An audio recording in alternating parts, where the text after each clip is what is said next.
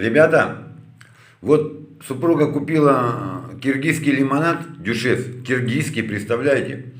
Вот реально, как будто бы советский лимонад, как будто бы я попал в прошлое, да, 70-е, 80-е. Вот реально вот это лимонад, вкус, запах, короче, все в норме.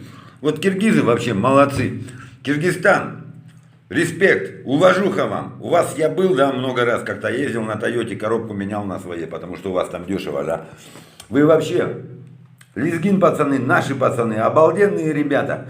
Если что, не по-вашему, на площадь вышли, машины перевернули, магазины разбили, блядь, что надо сожгли. Классные вы ребята.